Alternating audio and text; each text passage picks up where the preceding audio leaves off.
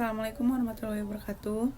Perkenalkan, nama saya Nursipa Agniasa Sabilaspani dengan NIM 12320202018. Nah, di sini saya akan menyelesaikan tugas matkul filsafat pendidikan Islam.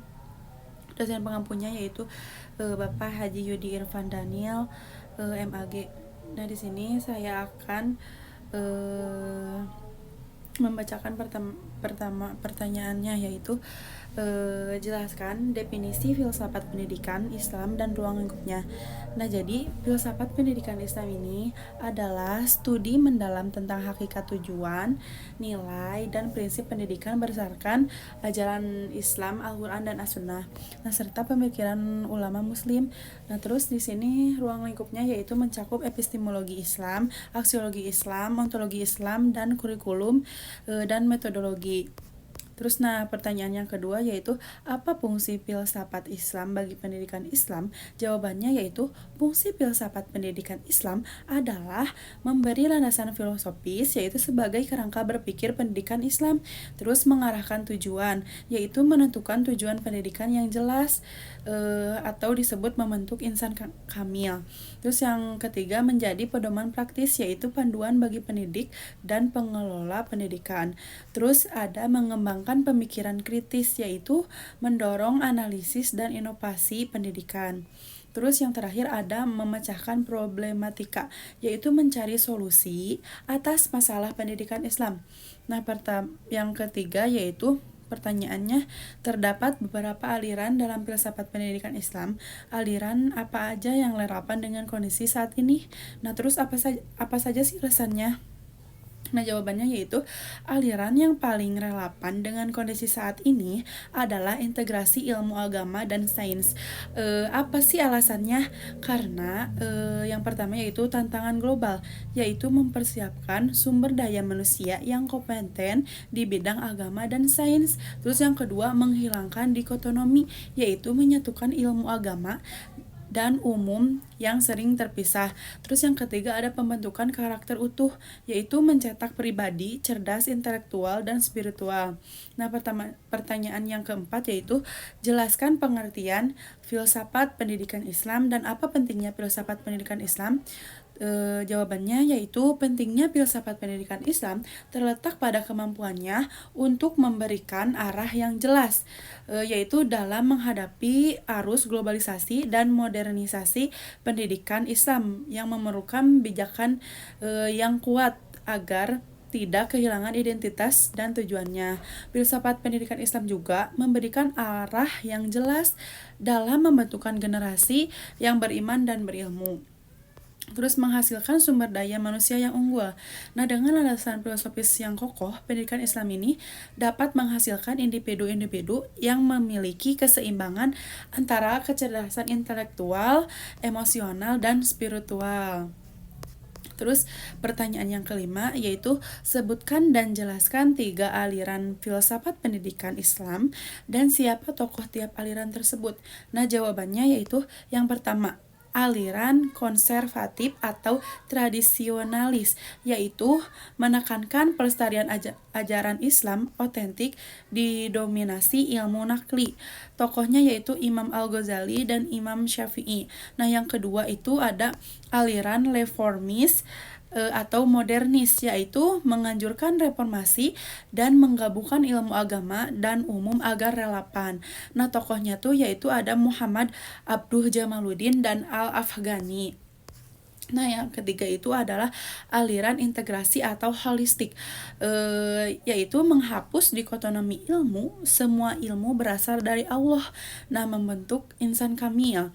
Tokohnya yaitu Ismail Rajia Al-Faruqi, Sayyid Khaisin Nasr. Terus pertanyaan yang keenam, pertanyaannya yaitu secara filosofis, apa keunggulan pendidikan Islam dibandingkan dengan pendidikan Barat? Terus tujuannya tuh ini tujuannya transenden, yaitu bertujuan untuk mencapai keridhaan Allah Subhanahu wa taala, bukan hanya duniawi gitu ya. Terus integrasi ilmu dan nilai, yaitu ilmu selalu terikat dengan nilai moral dan etika. Terus yang selanjutnya ada holistik, yaitu membentuk insan kamil atau membentuk nilai spiritual, intelektual, dan fisik. Terus ada konsep ilmu, yaitu mencakup ilmu wahyu dan empiris. Nah, ada juga akhlak sebagai inti, yaitu pembentukan akhlak mulia yang menjadi prioritas. Terus pertanyaan yang ketujuh yaitu bagaimana pandangan kamu tentang integrasi keilmuan, agama, dan sains dalam pendidikan Islam. Nah, jadi menurut saya memandang integrasi keilmuan, agama, dan sains ini sebagai keniscayaan dan urgensi. Ini bukan sekedar menggabungkan mata pelajaran, tetapi melihat semua ilmu sebagai ayat-ayat Allah yang saling melengkapi. Integrasi ini juga penting untuk menghilangkan dikotomi, membentuk karakter utuh, dan membangun kembali peradaban Islam yang maju di tengah tantangan modern ini. Terus pertanyaan yang ke-8 ini yaitu di mana posisi Tuhan dalam pendidikan Islam, yaitu posisi Tuhan Allah Subhanahu wa taala sangat sentral dan fundamental, yaitu sumber sebagai ilmu. Allah adalah Al-Alim, sumber semua ilmu. Tujuan pendidikan ini, tujuannya akhir pendidikan adalah mengenal dan mengabdi kepada Allah. Terus memberi petunjuk Al-Qur'an dan Sunnah adalah pedoman dari Allah. Terus yang selanjutnya ada pembentuk akhlak, nilai moral bersumber dari ajaran Tuhan. Terus ada pusat kurikulum. Kurikulum ini dirancang untuk mengungkapkan kebesaran Tuhan. Nah, yang pertanyaan yang ke-9 yaitu apa pandangan kamu tentang alam dan kaitannya dengan pendidikan Islam? Nah, jadi pandangan saya, alam dalam pandangan Islam adalah ayatullah, yaitu tanda-tanda kebesaran Allah. Nah, ia adalah objek studi, sumber daya, dan amanah yang harus dijaga oleh kita gitu. Kaitannya dengan pendidikan Islam yaitu mendorong penelitian ilmiah sebagai cara mengenal Allah, terus mengintegrasikan sains dalam kurikulum sebagai sarana memahami ciptaannya, terus membentuk karakter peduli lingkungan, terus mengembangkan rasa takjub dan syukur. Nah, yang pertama, pertanyaan yang ke-10 yaitu jelaskan tentang hakikat pendidik serta apa karakter yang harus dimiliki oleh seorang pendidik gitu ya.